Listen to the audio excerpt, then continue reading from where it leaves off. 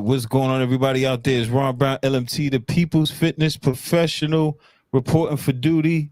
And we got the brothers back, Abdullah Bey and Yassril in the building. Today we're gonna go over the same thing we did last time. We didn't get through the whole presentation because there were questions in the chat, and then I wanted to make sure I addressed the questions. Today we're gonna go through the slide. One thing I want to say though, I didn't realize you brothers actually take the time out to come up with presentations for this. Like I wasn't, I thought y'all already had it in the archives ready to go. But it looks like you take time out to do this. So I wanted to ask y'all, am I correct? Correct. Yeah. Okay. So I had no idea. So all right, we're gonna go straight into it. Let's get to it. All right, here we go. Part 4, why we shouldn't call ourselves black, reclaiming the stolen legacy. This is the Sankofa bird. The Sankofa bird is a principle used by the Ghanaians in Ghanaian culture that represents, looking back into the past. It means to look back into the past and get what you left, to correct mistakes or etc. So in this situation, we have the Sankofa bird looking back to grab his Moorish nationality. And nationality, the Sankofa bird is standing on nationality. Nationality is interrelated to the following principles: national self-consciousness, national consciousness, national pride, national culture, national character, national coat of arms, national seal, national flag, self-governance, national sovereignty, constitutional self-governance, constitutional name, diplomatic protection, treaty protection, consular relations, self-determination, national name, and national identity.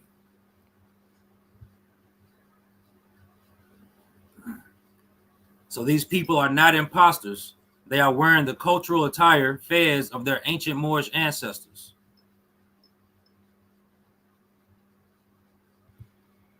These people are not imposters. They are wearing the cultural attire, fez, of their ancient Moorish ancestors.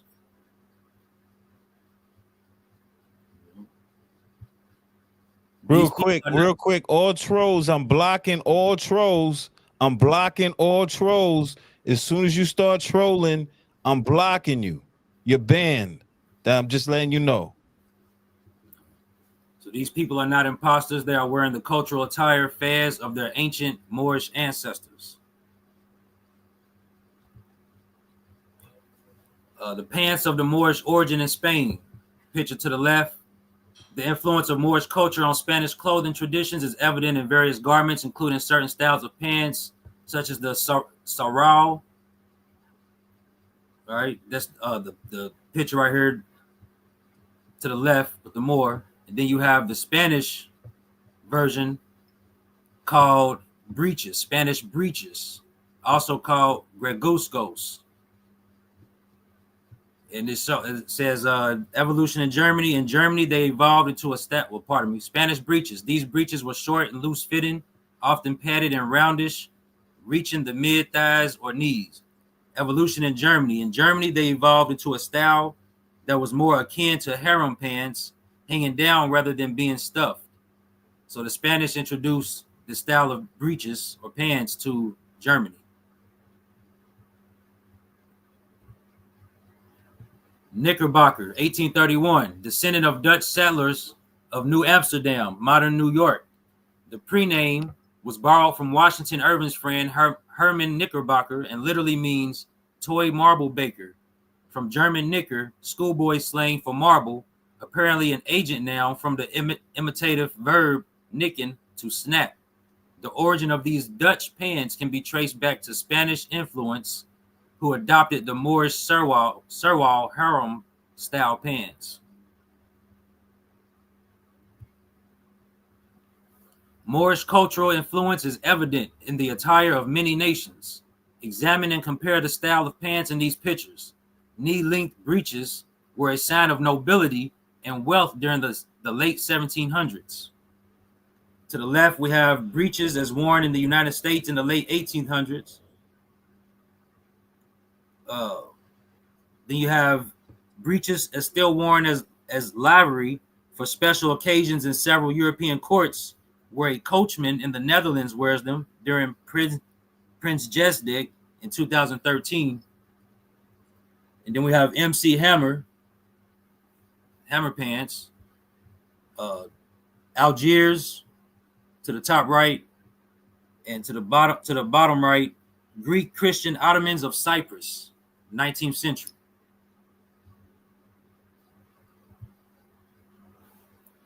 Moorish garbs and jewels, crystals and stones.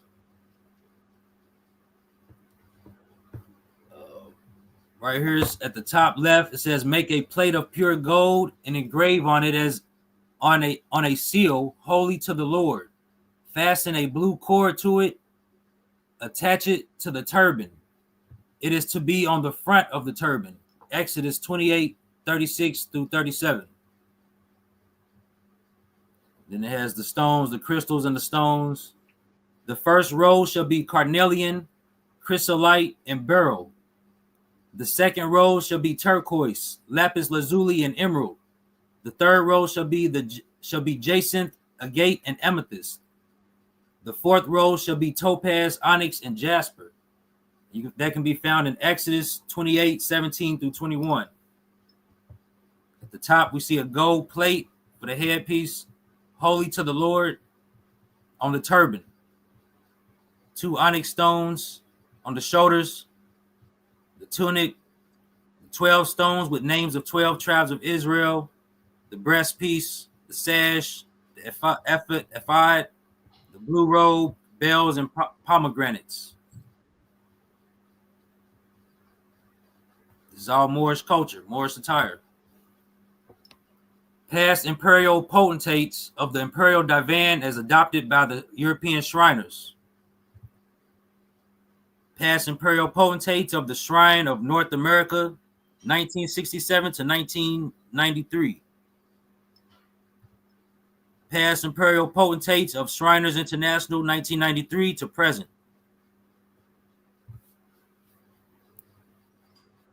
Past imperial potentates of the Shrine of North America, 1916 to 1942. Ancient Arabic Order of the Nobles of the Mystic Shrine, now known as Shriners International. 206 European shrine temples in the world. There are 206 European shrine temples in the world. These people are impostors, wearing the fez which belongs to the Moors by birthright and inheritance.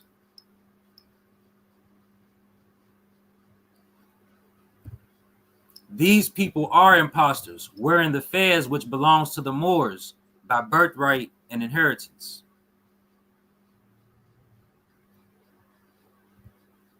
These are impostors, wearing the fez which belongs to the Moors by birthright and inheritance.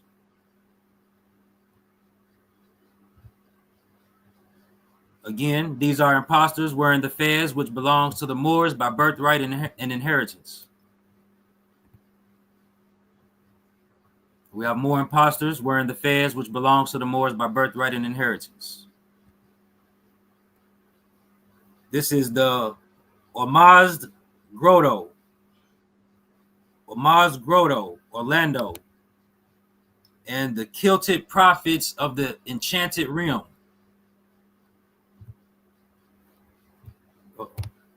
In this picture, we have the veiled prophets. The veiled prophets in St. Louis, Tuesday, October 2nd, 1883. These people are impostors wearing attire which belongs to the Moors by birthright and inheritance. De Molay International. On June 13th, 1890, a new fraternal organization, the Mystic Order of Veiled Prophets of the Enchanted Realm, or the Grotto for shorthand, was formed in beautiful Hamilton, New York. 128 years later, the Grotto continues its critical, important message of brotherhood, friendship, and service to youth. It says, we thank all of the Grottos for all of their uber great support of De Molay.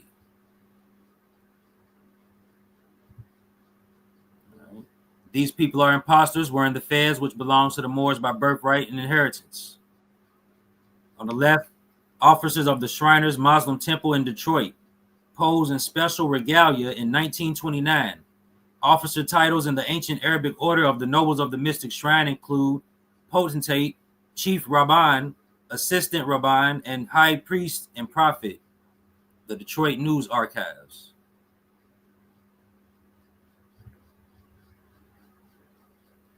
This it says annual. Well, we get down to the. So yeah, this part right here. Annual parades honoring the dismemberment and conquest of the Moroccan Empire, the Inquisition against the Moors, Spanish Inquisition, the European colonization of Moorish lands and estates, and the subjugation of the native Moors, conquest and colonization of North, South, and Central America and the subjugation. European Shriners filed an injunction restraining the Prince Hall Shriners from using their Moorish names and from wearing their own Moorish fez, Moorish regalia, Moorish emblems, Moorish pins, Moorish badges, Moorish paraphernalia, Moorish jewels representing their Moorish culture.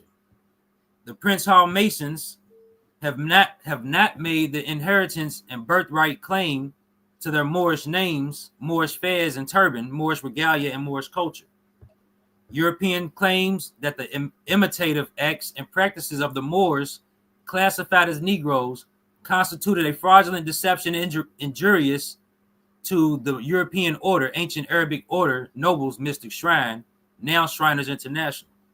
The decree was affirmed by the United States Court of Civil Appeal, Burrell versus Mechox, and by the Supreme Court of the State of Texas. The suit was begun in the State Court of Texas. Originally, it was brought by members of the local temple of the European Order at Houston against members of the local temple of Moors classified as Negroes. United States Supreme Court, 279 U.S. 737-742, decided June 3rd, 1929. The ancient Egyptian Arabic order of Nobles of the Mystic Shrine, Moors classified as Negroes, claimed that the ancient Arabic order of Nobles of the Mystic Shrine Europeans had not acquired any exclusive or superior right to use the name, constitution designations, titles, emblems, and regalia. The ancient Egyptian Arabic order Nobles of the Mystic Shrine, Moors classified as Negroes, asserted that the order, by virtue of the Act of Congress of May 5th, 1870, became entitled to use the name, to adopt and have a constitution, to establish and have local lodges, to select and use appropriate emblems and regalia, and to do other things properly incident to the maintenance of a fraternal and charitable order. So the Moors classified as Negroes through the ancient Egyptian or Arabic order Nobles of the Mystic Shrine, they won in the sense of, they gained the right or permission to wear their Moorish regalia and emblems and so on and so forth. But they lost in the sense of the connection to their ancient Moorish ancestry. They're not exercising, they're not wearing the Moorish attire by way of exercising their birthright inheritance, claim to the Moorish birthright inheritance. They're exercising it based on an order given by a judge, while under subjugation of the United States.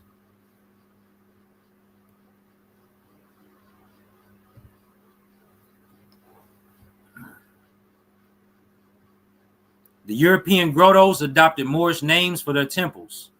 In Alabama, you have Al Hassan in Mobile, Alabama. In Arkansas, you have Amrita, Fort Smith, Arkansas. Canada, Zala, London, Ontario. In Florida, you have Seymour in Sarasota, Florida. In Indiana, you have Sahara in Indianapolis, Indiana. In Kansas, you have Ankara, Shawnee, Hazar in McPherson, Kansas. Louisiana, we have Al-Azhar. In Louisiana, they have Al-Azhar, Baton Rouge, Louisiana. Arizona, Abid in Kingman, Arizona. California, Cinema in Newhall, California. In Connecticut, Monker in East Norwalk, Connecticut. In Illinois, Zingabad in Jacksonville, Illinois. In Iowa, Mohassan in Davenport, Iowa. In Kentucky, Ahmet in Louisville, Kentucky. In Maryland, Callipolis in Washington, D.C. Prince Hall women groups: Order of the Eastern Star, Queen of the South, Order of the Amaranth, Ladies of the Circle of Perfection, Order of Cyrene Crusaders, Daughters of Isis, Blue Lodge, Eastern Star, Royal Ark Chapter, Heroines of Jericho, Council of Royal and Select Masters, Ladies of the Circle of Perfection, Commandery of Knights Templar, Scottish Rite, Ladies of the Golden Circle, and Shrine Daughters of Isis. Okay, I just want to ask. So we're following the timeline, right? Well, we're following the presentation. So you're taking us from you're taking us into this masonry realm. Okay. Why are you taking us through this masonry realm? Well, let's be clear that it's not masonry. We're not taking, let's be for clarification, we're not taking the audience to a masonry realm. So let's be clear. This is not a masonry realm. This is a Moorish birthright realm, hijacked it by European Shriners and European mystics. So this is not a masonry realm. As far as they hijacked it. So we want to make it clear that going back to the beginning, we had the Sankofa bird. So we're making a reclaiming. We're reclaiming. So we're letting the audience know that the European Shriners, the ancient Arabic order of the nobles of the mystic shrine, and the mystic order, the veiled prophet of the chanter realm, hijacked it. Our Moorish names, our Moorish regalia, our Moorish headdress.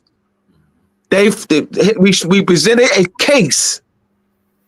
So this is not a masonry realm in the sense of lodge. We're showing that they hijacked it. And I'm glad. We appreciate the question. So for point of clarification. Thank you. You're welcome.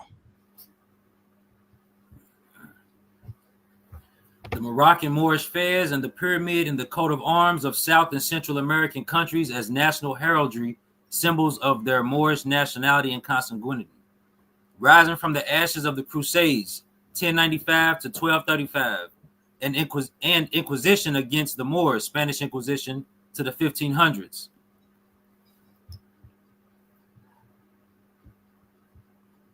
Bolivia,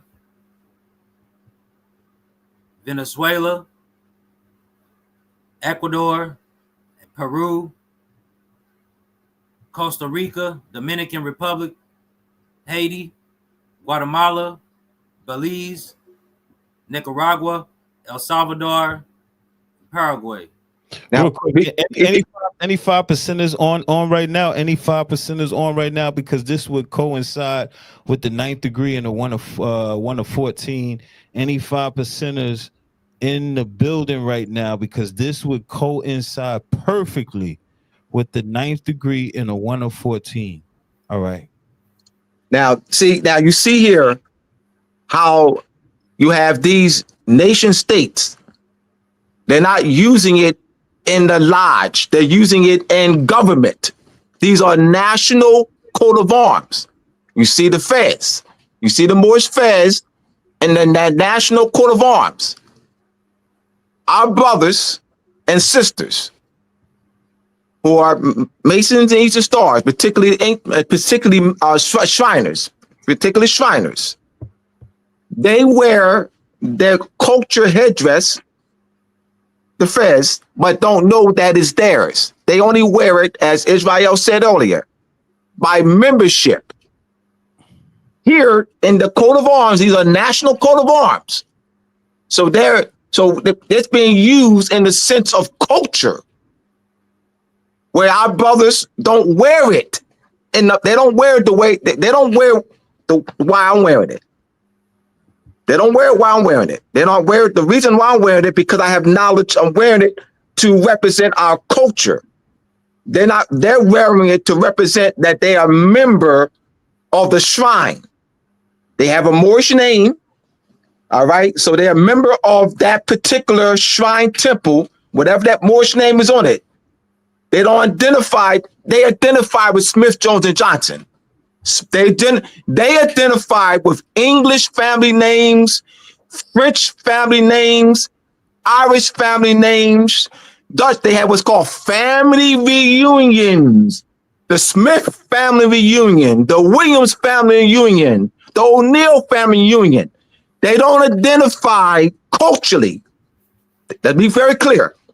Our brothers do not identify culturally the way Israel and I do with the names of those shrine temples.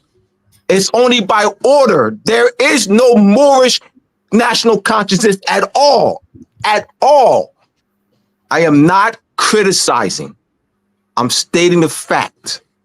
I want my brothers and sisters to come home. I love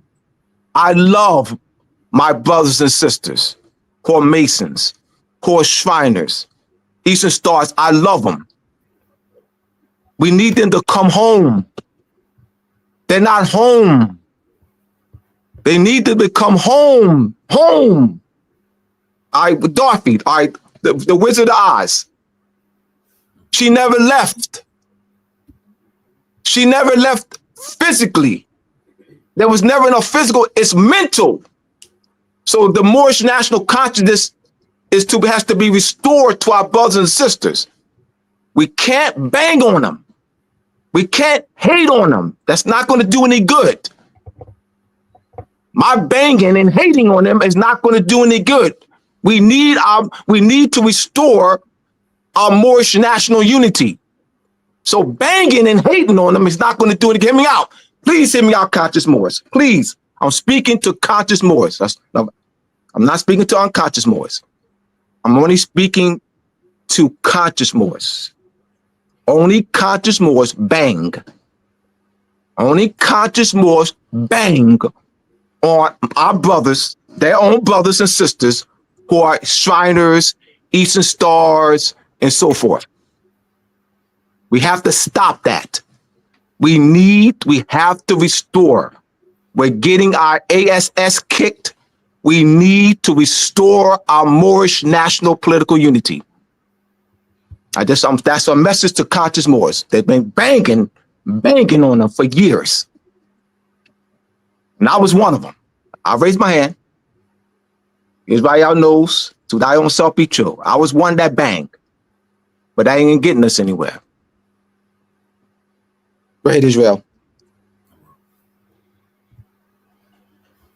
So, heritage history, romance of Spanish history, the conflict between the Moors and the Christians from 821 AD to 1118 AD, peril of the Moorish monarchy, growth of the Christian kingdoms, invasion of the Norman pirates, death of Muhammad, Moorish insurrections, the reign of caliphs, luxury of the Moorish monarchs, splendors of Zara, griefs of Abdurrahman, the challenge, the battle of Soria, scenes of anarchy, decline of Moorish power, perfidy of Yusuf, his conquest of Moorish Spain. When Europeans were slaves, research suggests white slavery was much more common than previously believed by Jeff Gradmeyer of Ohio State University. The enslavement of Europeans doesn't fit the general theme of European world conquest and colonialism that is central to scholarship in the early modern era.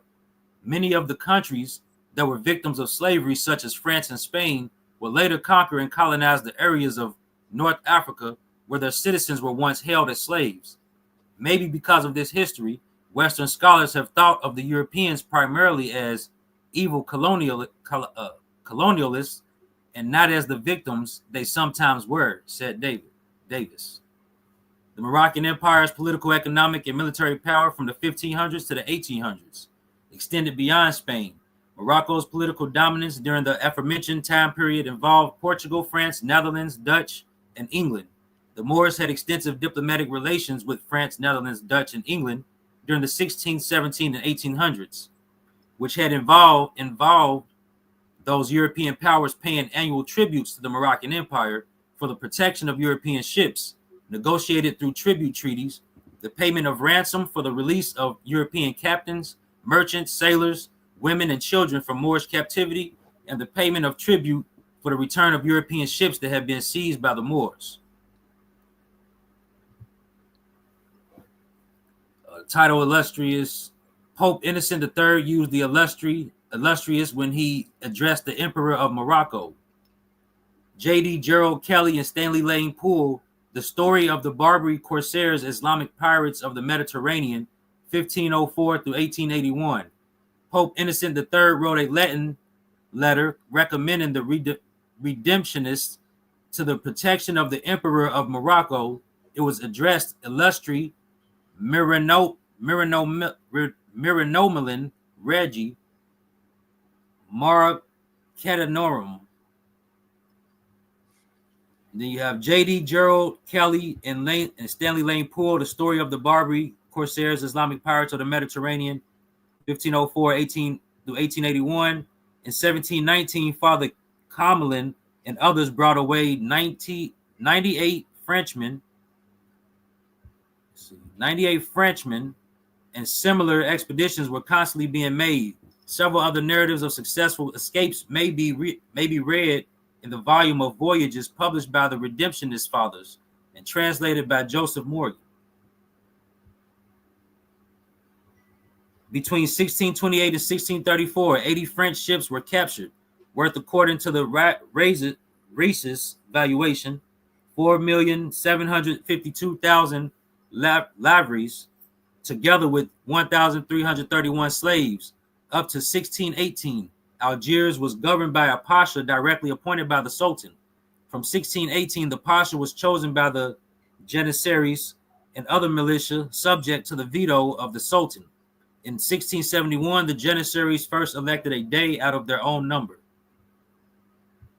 I'm not going to read it all, but... Yeah, he's reading from my book, Moors and Masonry, Part 1.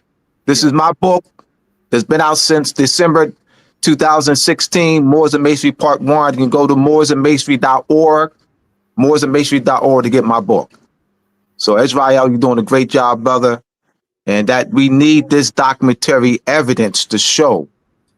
We like, as we said at the onset, that we do take the time to prepare for these presentations.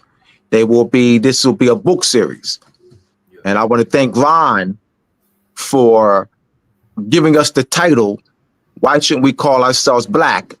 And so we're running with it. So this is a series, and this will be a books. We're actually going to have a book series, and so part 1, part 2 will be part 1 with the subtitles, part 2, and so forth.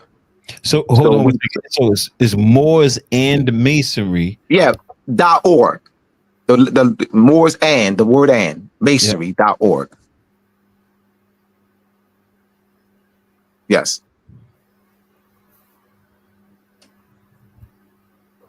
All right, go ahead, Israel. And this is from Brother Abdullah Bey's book, Moors and Masonry, Part 2. The following list of knight orders are military orders.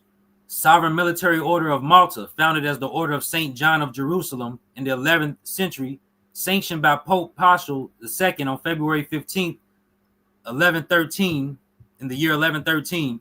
Order of the Knights of St. John of Jerusalem, Latin, Ordo Fratrum Hospitalis Sancti Ionis Hierosolymitani, also known as Order of St. John, Order of Hospitallers, Knights of Hospitaller or Hospitallers. Then we have Knights Templar in 1118. Hugues de Payens, a French knight, founded a military order to fight against the Moors and the Turks, calling it the Poor Knights of the Temple of King Solomon, later to be called the Knights Templar. Last Grand Master, Jacques de Molay, Grand Encampment of Knights Templar of the United States of America, celebrating 200 years from 1816 through 2016. Then we have Order of the Holy Sepulchre, founded circa 1099. Order of the Garter, founded by Edward III of England. Order of the Golden Fleece, founded by Philip III, Duke of Burgundy in 1430. Order of the Thistle, founded by King James VII of Scotland in 1687. Order of the White Eagle, founded by King Augustus II of Poland in 1705. Order of the Seraphim, founded by Frederick I of Sweden in 1748.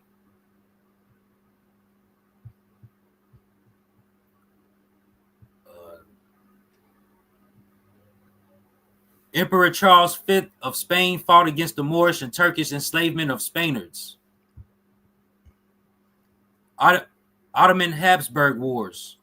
In 1535, Charles V of Spain attacked Tunis, then under the control of the Ottoman Empire. This is known as the Conquest of Tunis in 1535. In the expedition known as the Battle of Algiers, 1541, Moulay Ismail Hassan Aga of Algiers defeated Emperor Charles V of Spain and his large army in 1541. In 1574, the Ottoman Empire defeated Spain and regained control of Tunis. This is referred to as the Conquest of Tunis of 1574. We had Habsburg Spain territories. Oh, wow. Yo, hold on 1 second. Mm-hmm. All right, this is linking what the prophet was talking about and all of that in this right here. So yeah, this is in the Moors and Masonry book, right? Yeah, this one is in part 2. Part 2. All right, this is nice. And you see these night orders, the Europeans have these night orders were established as military orders to fight against the Moors, to fight against us. Now, our brothers who are members of these orders do not know that. They want to be, we want to be accepted. We want to be accepted. We want to be a part of something, but we don't know the history. So today, the Europeans who have these orders are part of these orders. They are charity orders. They are Masonic charity or night charity orders, but that's not why they were established. So when I talk to our brothers who are part of these orders, they dismiss me. Well, that was back then. But you're ignoring the history, though. Why was it established? Why was the Knights of St. Stephen's established? The Order of Christ. Hospitaller. The word hospital. That's a night order. The word hospital is a part of a name of a night order. St. John, the Sovereign Order of St. John's of Hospitalia, established in 1885. The word hospital. So you have these brothers because they want to be part of something. I'm not banging.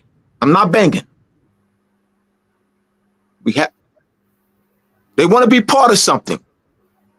So they will dismiss me and saying, well, that's not what it is today. Well, let's look at why it was established. They were established for the sole purpose. The European kingdoms united their forces, united their resources against us, and launched to crusades against the Moors in 1085. They were established for that reason, to ignore that, or to not look into that, or dismiss it when it's brought up. What is the motive? They say, well, that's not what it is today. Well, of course they're not. We're conquered. Remember, we were fighting them. They were fighting us. We're conquered. We're totally defeated. We're totally conquered. So of course, but they maintained it to just as charity orders. They're not fighting us. What they've done was maintain the conquest. The conquest is done already. So they're maintaining it. So once you conquer people, you got to maintain the subjugation. That's what they've been doing. The history is important. To ignore the history, to dismiss it as irrelevant. What's the motive? I'm not banging. We're getting our ASS kicked. I'm standing for the babies. I'm standing for the babies. And I'll be doggone. I'll stand for the babies for my dying breath. This history is major important. Go ahead, Israel. So I just have a question. So being that history of where it comes from, or the origin of those organizations were so far behind, so long ago, how does that affect us today? We're conquered. All right, how does it affect us today?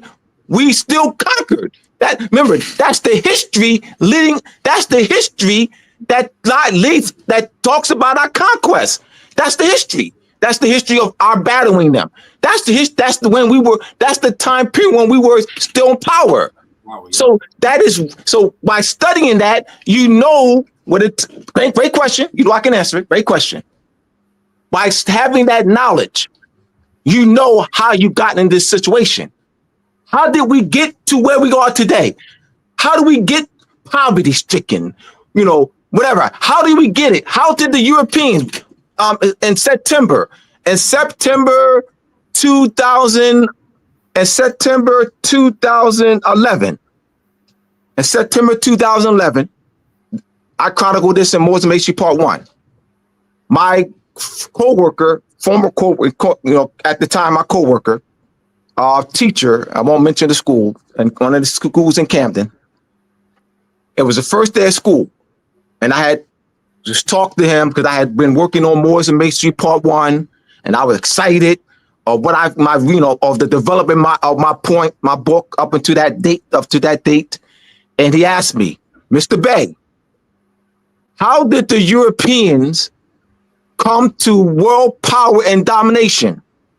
I said, that's easy. By defeating the Moors. Let me give you this. Let me read this. Come on, this is good. Great question. All right. This is the back cover of Moorish and Masonry Part 1. All right. Here we go. The enslavement of Europeans doesn't fit the general theme of European world conquest and colonization that is central to scholarship on the early modern era. Robert Davis, professor of Italian Renaissance history, Ohio State University. I'm going to continue now. Israel showed us the names of 206 shrine temples in the world, 150 grotto temples. These Europeans have annual parades. They've claimed our Moorish names. We talked about the law kick suit. So they're maintaining our subjugation. They're suppressing this knowledge. This knowledge is important because you have to know, what this ties us to is what? A pre-existing Moorish sovereignty, a pre-existing Moorish political power. This history is very important. That's why that Sankofa bird, because that Sankofa bird is to reach back into the knowledge of our ancestry and bring that forward. That's what we're doing. We're making it relevant. This ties into the international application known as the recovery of lost sovereignty. But how are you going to recover that which you have no knowledge of? If you don't have knowledge of it, all right, our brothers. Let's go back to our brothers. I'm not banging. our brothers, Prince Hall Shriners, do wear the fez and have Moorish names on it. They don't identify it as their birthright. They wear their own headdress and have their own. What names do our brothers, Prince Hall Shriners, identify with? English family names, Irish family names, Dutch family names, French family names, not Moorish. Abdullah Bey. Abdullah Bey, that funny name. Yisrael Bey, that funny name. Guess who will say that? Prince Hall Shriners.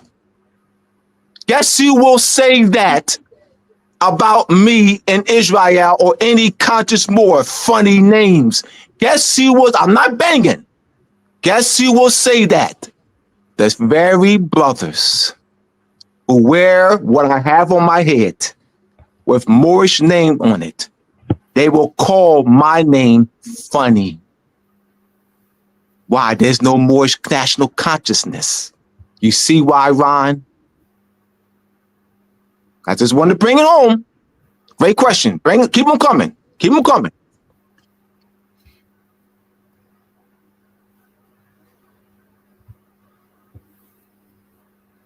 So we got the 1600s. 610 AD, Prophet Muhammad introduces Islam.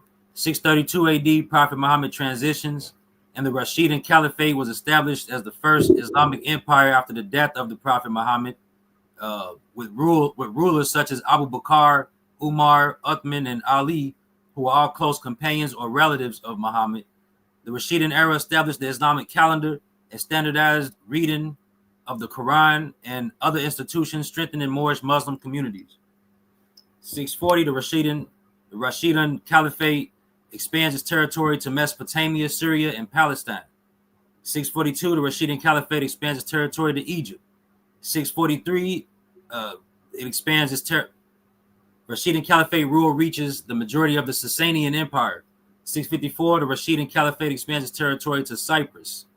661 AD, the Umayyad Caliphate, named after Umayyad ibn Abid Shams of the Banu Umayyad clan, with its capital at Damascus, is established by Muawiyah the first after the first fitna, Moorish Muslim civil war caused by the assassination of Caliph Ali. This was the first fitna. The fitna is a Moorish Muslim civil war amongst ourselves. Hey, Israel, let me make this point here. Mm-hmm. In the textbooks, our children, we did too. What were we subjected to in school?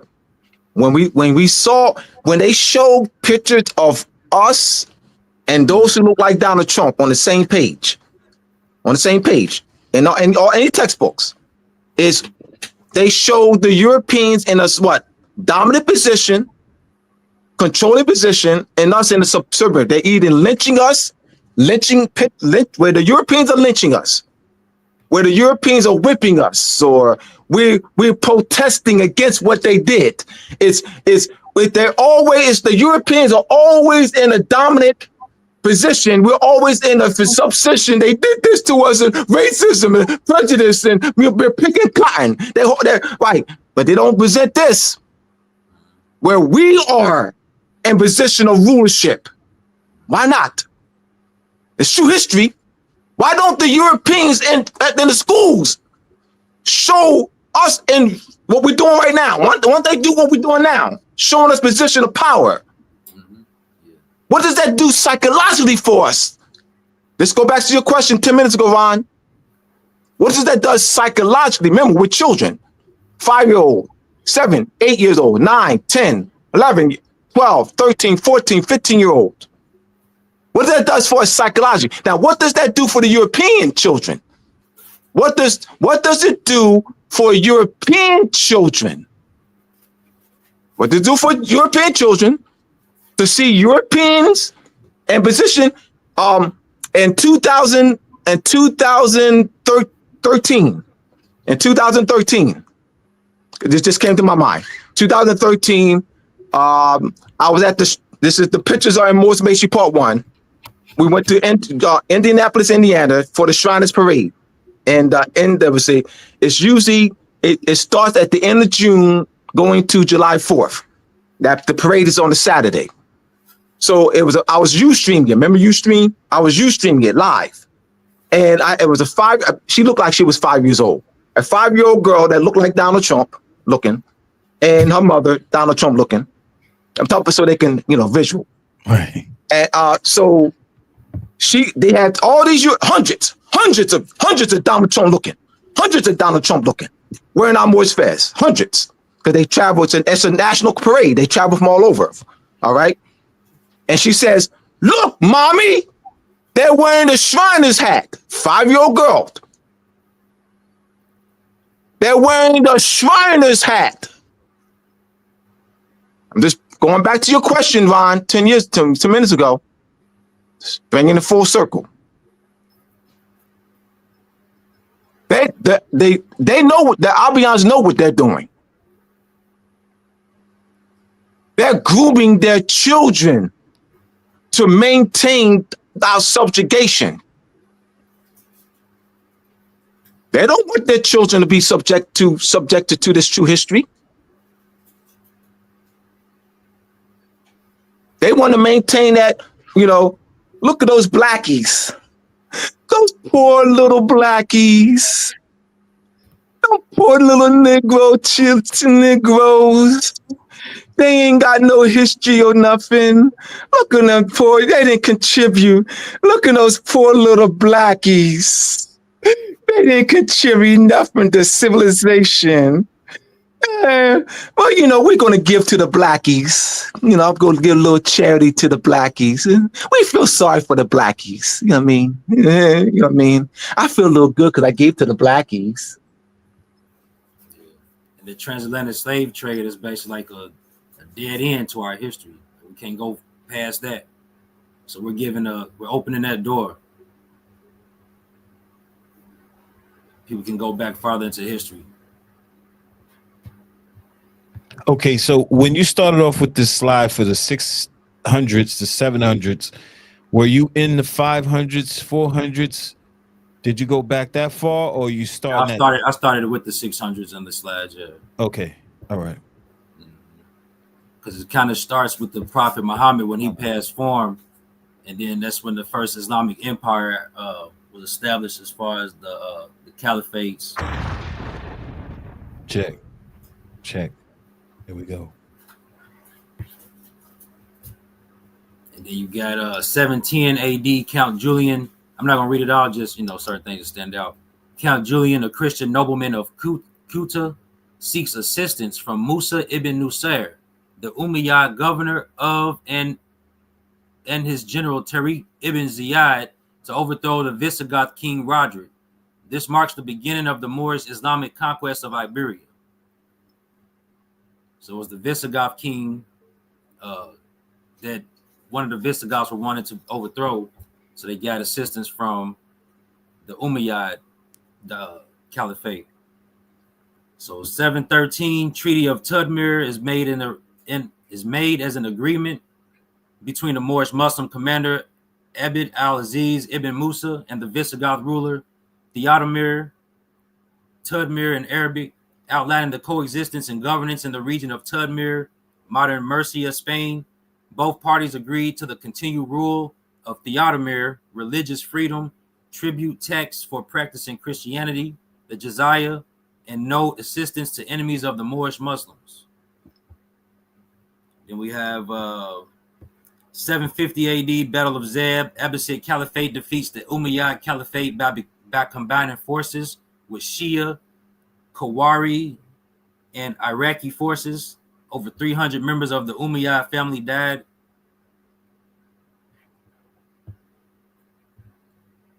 In 800s, Cordoba, the capital of the Umayyad Emirate, later becoming the Caliphate of Cordoba, and also known as a city of light during the Dark Ages, becomes the major center of power and knowledge, controlling a large portion of the Iberian Peninsula, Al-Andalus. 800, the Aghlabid dynasty with Karan al-Karawan as its capital is established by Ibrahim ibn al-Aghlab, who was granted the province of Ifriqiya by the Abbasid Caliph Harun al-Rashid. The Aghlabid dynasty acknowledges the Abbasid Caliphate. However, they still exist. They still exercise considerable autonomy and established a hereditary dynasty. The 846, the Aghlabid dynasty raided and sacked Rome, establishing themselves as a major force in the Mediterranean Sea. The 900s, the Umayyad Caliphate of Cordoba was the dominant Moorish power in Al-Andalus. 909, the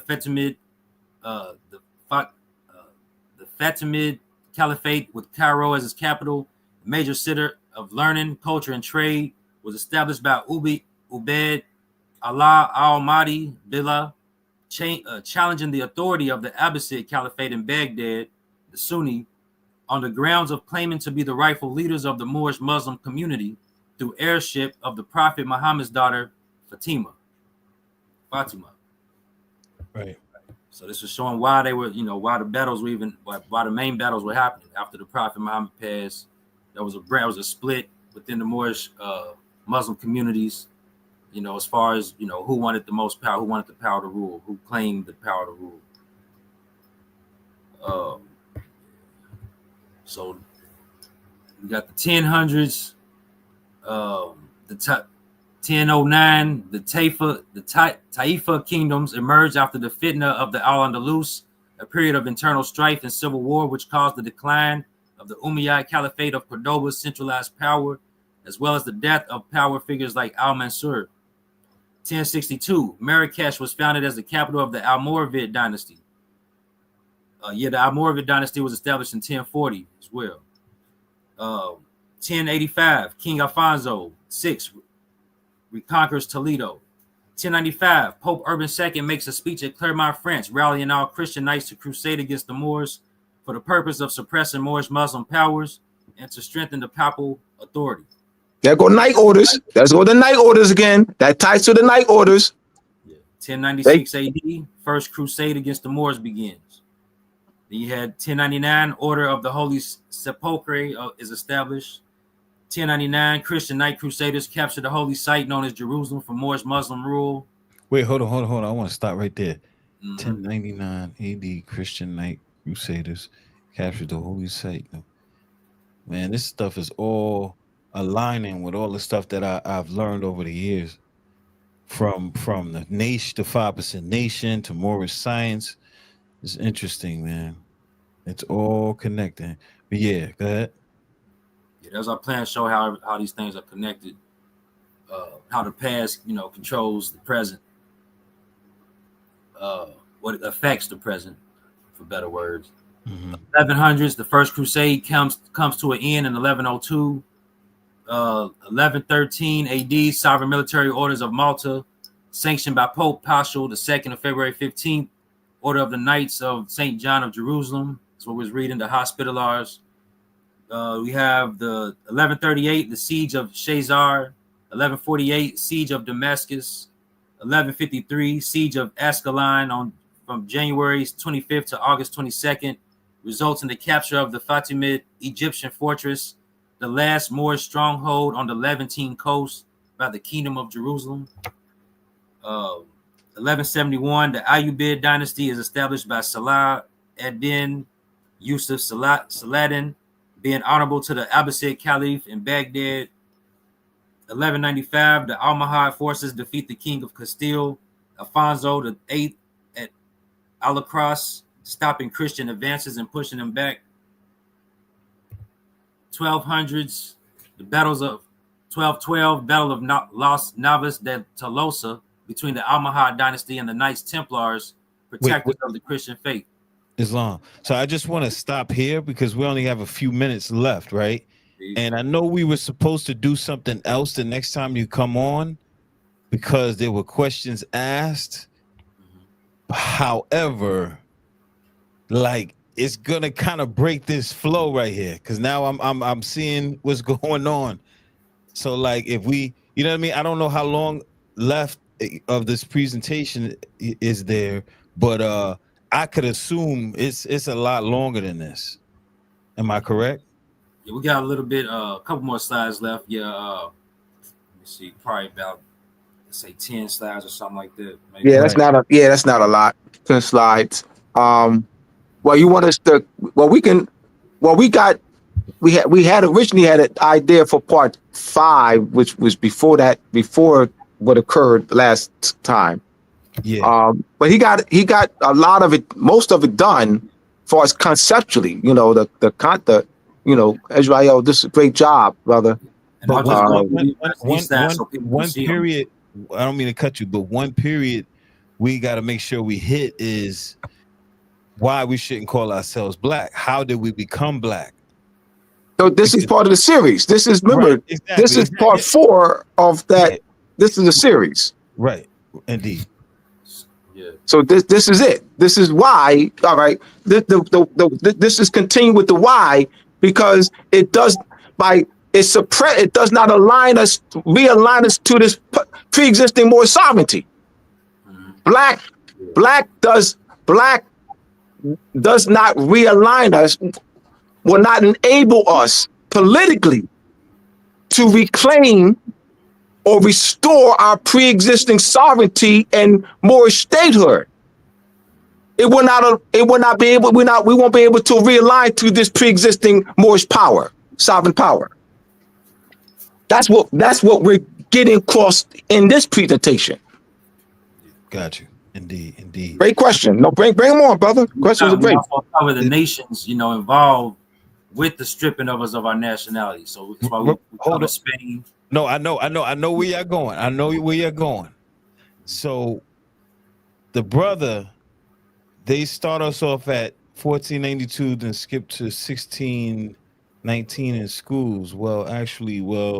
Yeah, that's a good point he's making. As far as I know what he's talking about, and that's what Israel was saying. That we breaking through that by going back. Yeah. And they started our history at this transatlantic slave trade. That's what. That's what he's. Yeah, exactly. That's what you mentioned. They don't show us that power first, and then falling, and then becoming subjugated. Right. There you go. There you go. Right. Great, so good point. I want to at some point, as opposed to like going into what we're going to talk about, like what we already had planned, I would rather keep going on with this. All right. So we could bring them home to explain how did we end up black. You get what I'm saying? And what point in history? All right. Well, we'll do that for part 5 then. All right, we'll do. Yeah, we'll do it for part 5 because we got 2 left, about 2 minutes left. So yeah, we can't. Yeah. Indeed. So I would on the next one, we finish off the slides. And then go into that. All right. Well, we could do that. We'll work it out. Yeah, we'll work it out. It's not. Yeah. We'll talk it through with. Israel will talk it through. We'll get it together. It's not a problem. Thank you, brothers, for coming out this evening. I really appreciate y'all, man. I didn't know y'all were, preparing these slides for this actual show. My apologies. I had no idea. So moving forward, I get it. Peace to y'all. Thank you for your hard work and dedication to the people. And we are out of here. Peace. Peace. Peace.